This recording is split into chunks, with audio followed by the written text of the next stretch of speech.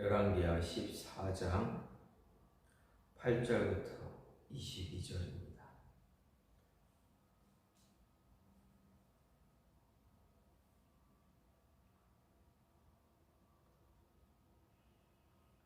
열왕기하 14장 8절부터 22절입니다. 아마샤가 예후의 손자 여호아하스의 아들 이스라엘의 왕 요아스에게 사자를 보내 이르되 오라 우리가 서로 대면하자 한지라. 이스라엘의 왕 요아스가 유다의 왕 아마샤에게 사람을 보내 이르되 레바논 가시나무가 레바논 백향목에게 전가를 보내어 이르기를 내 딸을 내 아들에게 주어 아내로 삼게 하라 하였더니 레바논 들 짐승이 지나가다가 그 가시나무를 짓밟았느니라. 내가 에돔을 쳐서 파하였으므로 마음이 교만하였으니 스스로 영광을 삼아 왕궁에나 내 집으로 돌아가라. 어찌하여 화를 자초하여 너와 유다가 함께 망하고자 하느냐 하나.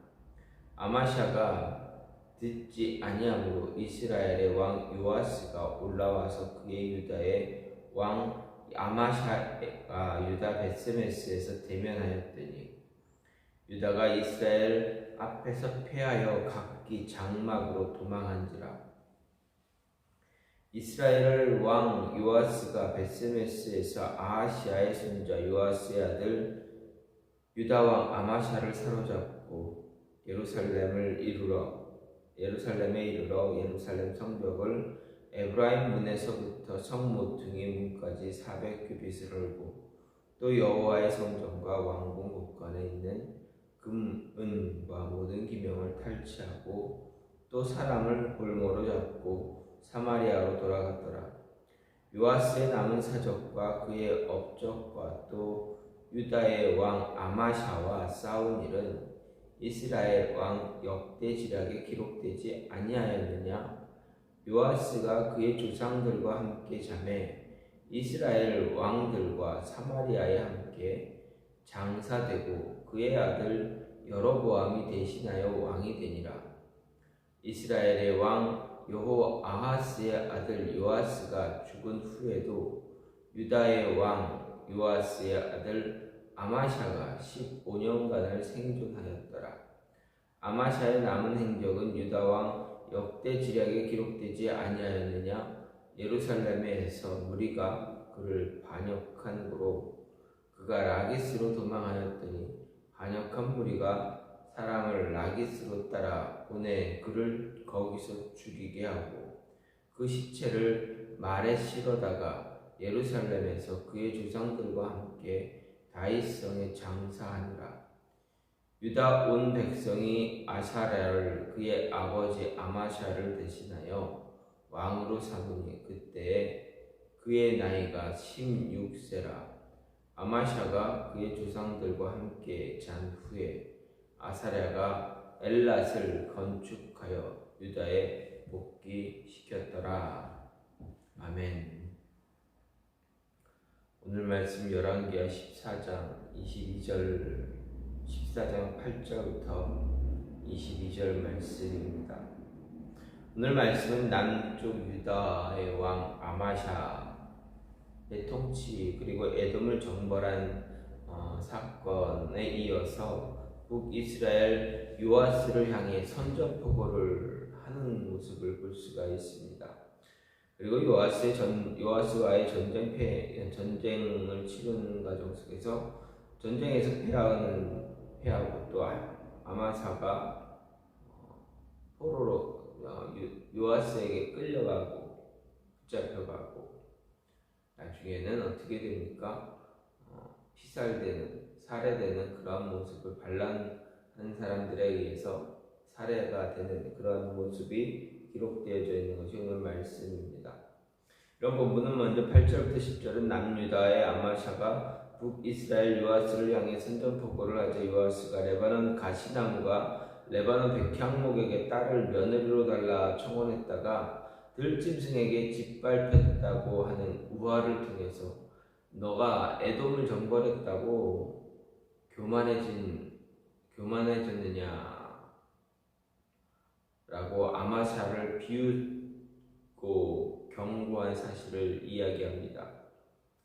이어서 11절부터 14절은 자신의 경고에도 불구하고 아마샤가 계속해서 적대적인 태도를 보이자 요아스가 어떻게 합니까? 남유다를 선제 공격해서 유다를 패퇴시키고 아마샤를 사로잡아 예루살렘 성벽의 일부도 파괴하고 성전과 왕궁을 약탈한 다음에 왕과 백성의 일부를 인질로 잡아서 사마리아로 귀환한 사실이 기록되어 있습니다.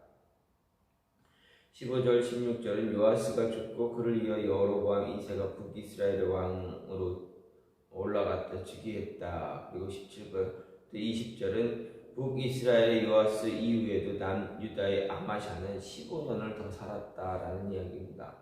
요아스가 죽자 아마도 아마샤는 남유다로 복귀했던 것 같습니다. 그리고 요아스가 죽은 이후에 15년을 더 살았는데 나중에는 어떻게 됩니까? 반란을 일으킨 사람들에 의해서 라기스로 도망가지만 거기서 피살되는 사건이 기록되어져 있습니다.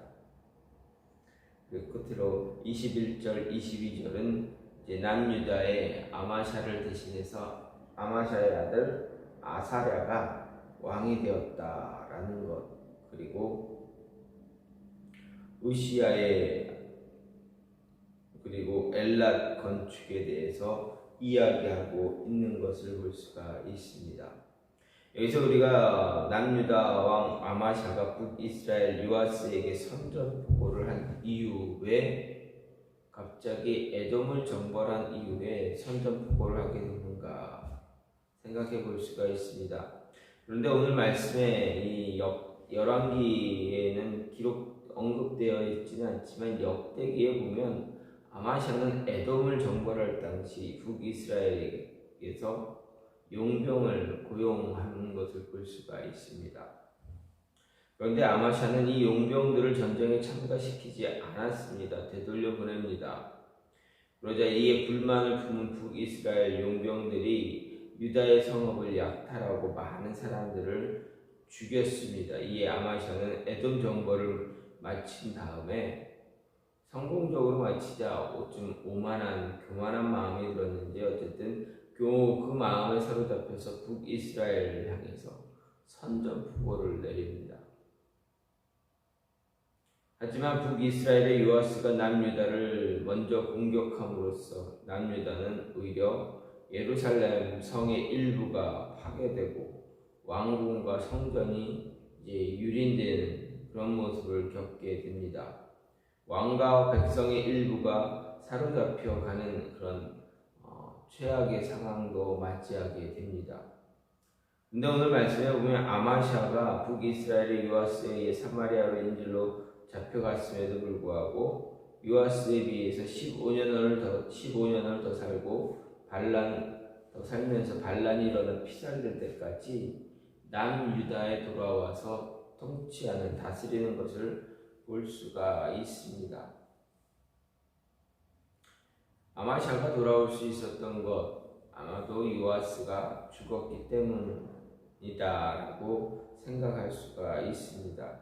그리고 아마샤가 반란군에 의해서 피살된 원인 이것도 역대기에서 말하기를 그가 하나님을 배신했기 때문에 그렇게 되었다라고 이야기를 하고 있습니다.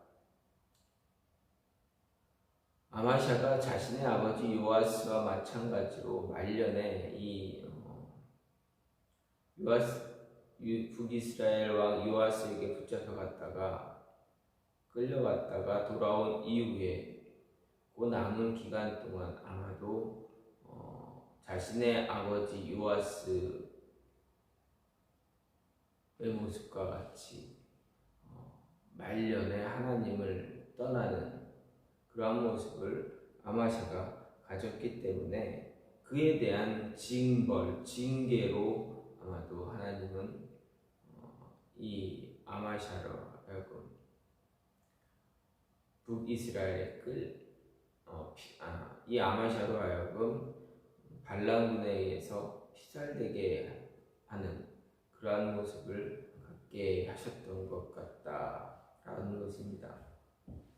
이런 오늘 말씀 아마샤가 북이스라엘의 요아스 왕에게 선전포고를 하고 끌려갔다가 다시 돌아왔는데 그 이후에는 하나님을 떠나는 그런 모습을 보게 되면서 오늘 말씀을 통해서 조금 생각할 수 있는 것은 우리로 하여금 생각하게 하는 것은 교만하지 말아야 한다라는 것입니다. 에돔을 정벌한 아마샤가 어떻게 됩니까? 이제 교만해집니다. 근데 에돔을 정벌하기 이전에는 북이스라엘에게 용병을 데려옵니다. 그곳에서 용병을 데려와 전쟁을 하려 했지만 어떤 한 선지자의 이야기를 듣고 용병을 사용하는 것을 멈추게 됩니다. 그리고 에돔을 정벌합니다. 그런 과정 속에서 이제 이 용병으로 왔던 북이스라엘 군사들이 그것에 대해서 자신들 사용하지 않은 것에 대해서 악의를 품고 이제 남유다의 성읍 성읍들을 한두 성읍을 이게 노략질하는 그런 모습을 갖게 됩니다. 그것 때문에 이 아마샤가 북이스라엘의 요아스와 함께 담판을 지려고 하는 그런 모습이 있습니다. 그때 요아스가 이야기합니다. 너 마음이 교만하다. 에돔 정벌했다고 해서 너 좀 교만해진 것 같다 이야기합니다. 하지만 어떻게 해야 됩니까? 끝까지 아마샤는 요아스를 충동질하게 됩니다. 그러자 이제 요아스가 끝내는 선제 공격으로 남유다를 치게 됩니다. 이 모습을 보면서 이러한 모습을 생각하면서 분명히 북이스라엘의 요아스는 아마샤에게 너 마음이 교만한 것 같다. 그러지 말아라. 분명히 충고를 했습니다. 그러면 어떻게 됩니까? 우리가 살면서 그 교만한 마음을 잠시 내려놓을 수 있는 그런 모습을 가져야 합니다. 그러면 이 교만한 마음이 왜 생겼는가? 아마샤에게 교만한 마음이 어떻게 생겼는가 보게 되면 에돔을 정벌했더니 처음에는 용병을 써서 에돔을 정벌하려고 했는데 하나님의 선지자가 우상을 섬기는 그 북이스라엘 사람들을 그들과 함께 에돔을 정벌하는 것을 원하지 않는다라는 이야기를 듣고 나서 이렇게 자신의 힘으로만 에돔을 정벌합니다. 그랬더니 어떻게 됩니까? 자신에게 힘이 있는 줄 알고 북이스라엘과 싸워도 이길 수 있겠다라는 그런 마음이 들었는지 어쨌든 요아스에게 담판을 지려고 합니다. 근데 우리가 여기서 잘 봐야 되는데 교만이 언제 생겨나는가? 왜 교만해지는가? 말씀을 보게 되면 일이 잘 풀릴 때 교만한 마음들이 생기게 됩니다. 내가 어떤 일을 하거나 준비했을 때, 프로젝트를 준비할 때 그게 술술 잘 풀려갑니다. 일을 진행이 시작을 했는데 잘 진행이 돼서 나중에 그것이 잘 이루어집니다. 결과가 좋아지고 그 결과에서 참 많은 성공을 거두게 됩니다. 그런 일들이 한두 차례만 이렇게 잘 풀리게 되면 어떻게 됩니까? 마음이 교만해집니다. 그래, 내가 역시 내 실력이, 내가 능력이 있어서 되지. 이런 마음들이 생기게 됩니다. 교만한 마음들이 싹 트게 됩니다. 일이 잘 풀리는 것으로 인해서 그 틈을 타서 사단이 우리의 마음을 흔들어 놓을 때가 참 많이 있다. 아마샤의 마음도 사단이 그런 모습으로 흔들어 놓고 있다라는 것을 볼 수가 있습니다. 따라서 일이 잘 풀릴 때 우리가 교만해지지 않도록 참 조심해야 한다라는 것 우리에게 이야기해 줍니다.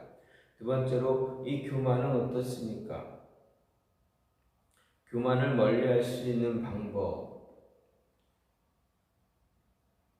우리가 무언가를 일을 했을 때 잘 되었습니다. 자, 좀 잘 되면 어떻게 됩니까? 내가 좀 이런 나에 대한 어떤 자부심이 많이 강해집니다. 그러다 보면 어떻게 됩니까? 누군가가 나에게 충고할 때, 권면을 할 때 듣지 않게 됩니다. 누군가가 나에게 이야기를 할 때 그 이야기에 귀를 기울이지 않게 됩니다. 교만은 내가 일이 잘 됐을 때 누군가가 나에게 충고하거나 이야기에 조언을 해주는 것에 대해서 이제 듣지 않는 그 모습이 그래서 생겨나게 된다라는 이야기입니다. 다시 말하면 교만을 멀리할 수 있는 방법은 들을 수 있을 때 듣는 길을 열어두면 교만하지 않게 됩니다. 분명 북이스라엘의 왕 요아스가 아마샤를 향해서 이야기합니다. 이스라엘의 왕 요아스가 유다의 왕 아마샤에게 사람을 보내서 말했다라고 9절에 이야기합니다. 뭐라 이야기합니까? 레바논 가시나무가 레바논 백향목에게 전가를 보내어 이르기를 내 딸을 내 아들에게 주어 아내로 삼게 하라 했더니 레바논 들짐승이 지나가다가 그 가시나무를 짓밟았다라고 이야기합니다. 이런 우화를 통해서 북이스라엘 요아스가 아마샤에게 이야기합니다. 너 한 번 이겼다고 잘했다고 일을 잘 성공했다고 성취했다고 해서 너가 나보다 힘이 센 줄 아느냐 하지 말아라, 덤비지 말아라 이렇게 이야기하는 것입니다. 그런데 어떻게 됩니까? 요아스는 아마샤와 싸움을 원하지 않았기 때문에 그를 말렸습니다. 그럼에도 아마샤는 어떻게 됩니까? 자신이 에돔을 이겼기 때문에 그것에 도취되어서 내가 힘이 세구나, 내 능력이 좋구나, 내 군사가 잘 훈련되어져 있구나 착각을 하게 됩니다. 그리고 나중에 어떻게 됩니까? 그 착각에서 이견을 빠져나오지 못함으로 인해서 이제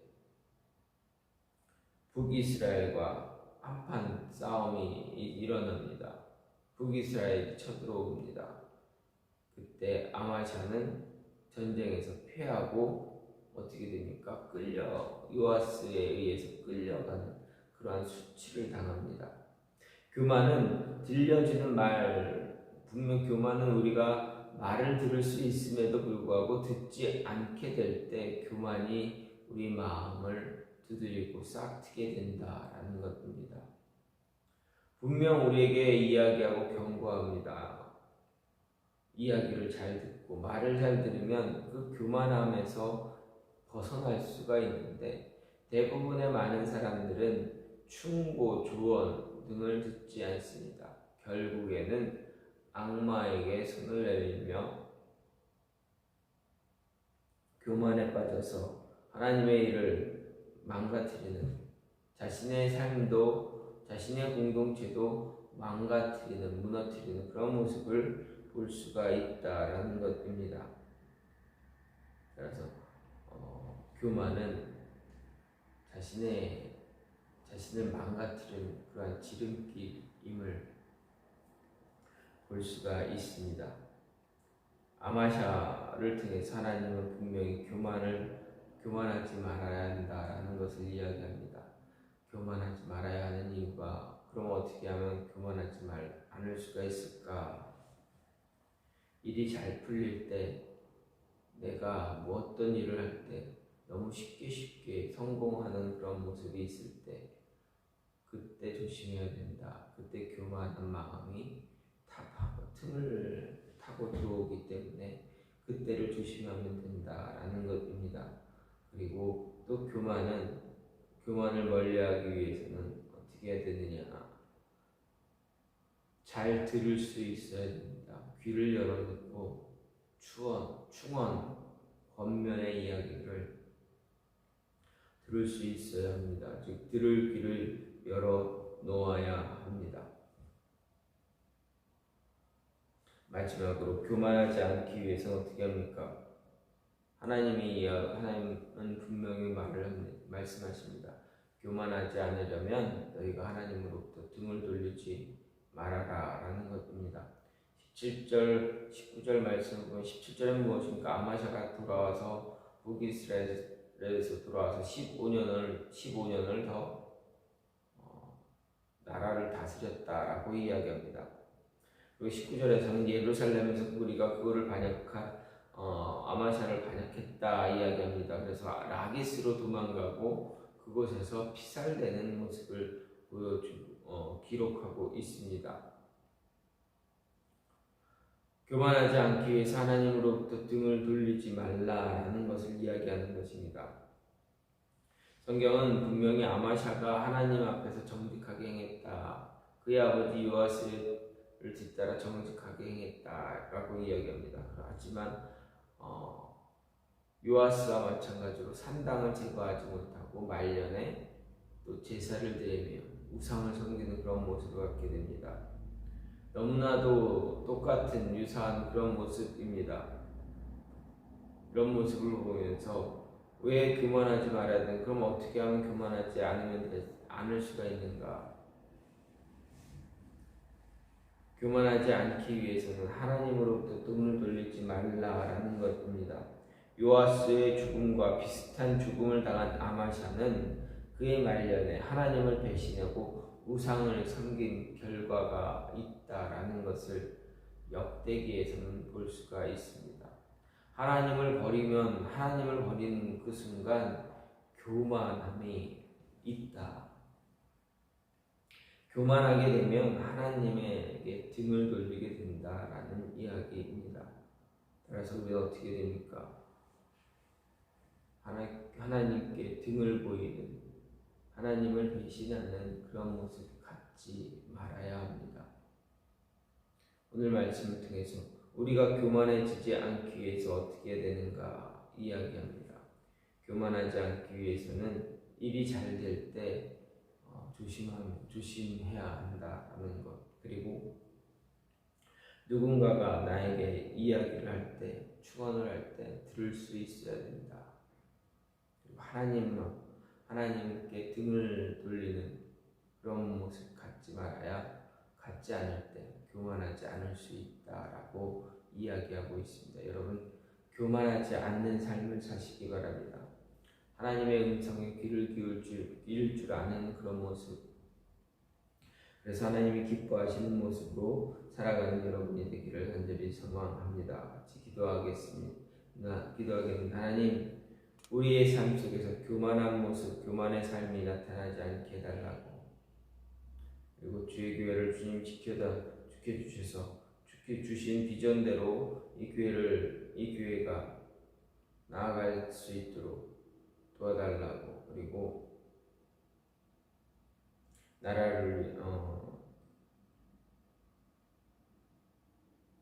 교회를 위해서, 나라를 위해서, 가정과 자녀를 위해서 기도해 주시고 개인 기도로 마무리하는 시간 갖겠습니다.